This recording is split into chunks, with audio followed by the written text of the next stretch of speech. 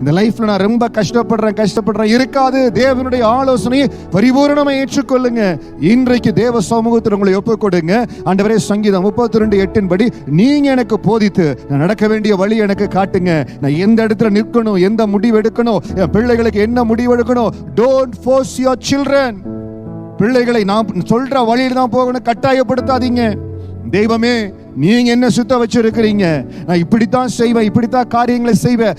எந்த இடத்துல உங்களுக்கு சில காரியங்கள் ஃபோர்ஸ் பண்ணப்படுதோ, புகுத்தப்படுதோ, please move that from the place.